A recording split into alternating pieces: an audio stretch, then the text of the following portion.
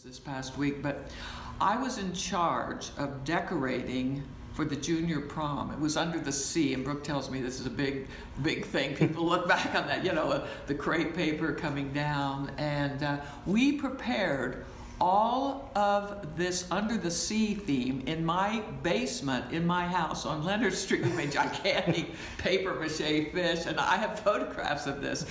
And we hung them on the stage, which was kind of the aquarium then.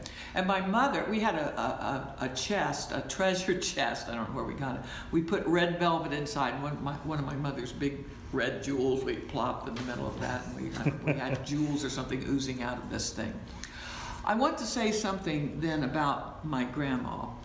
In the first 3 years of my life, I lived with my grandma because my dad was in India. Again, we're all from here, all from West Liberty.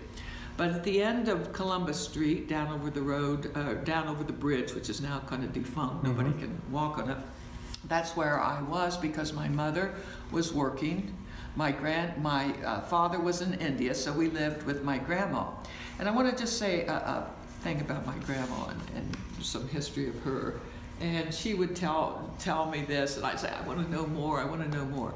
She was a little Mennonite girl, like a 18, 19-year-old Mennonite girl, living with her mother, who was Sarah Elizabeth King, all Oak Grove Mennonites.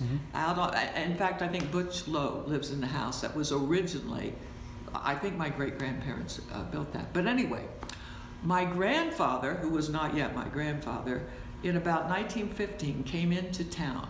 He had 3 young children. His wife, to be blunt, had left him, so he had these kids, 9, 10, 11. He was the telegrapher in town at the depot, and the depot is now Marie's Candy.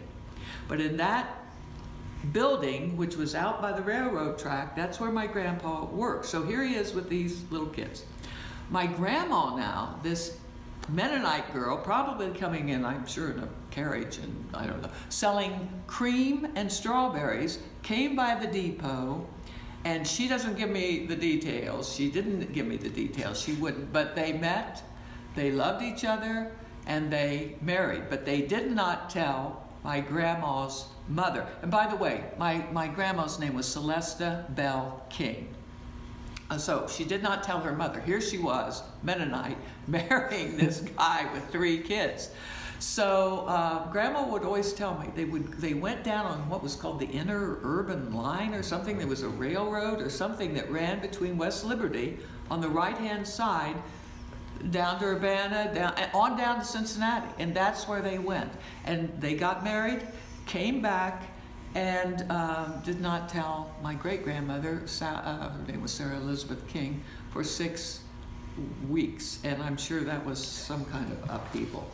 But then my grandfather, they had a wonderful marriage, and 7 children came out of that, and my grandma, this young woman, raised those 3 children who were my half-uncles and aunts, Lida, Lester, and Lyle Marine. And by the way, my grandfather's name was Arthur Marine. So that history I love. I absolutely love it. I love to think about it. I wanted Grandma to tell me more, but she didn't.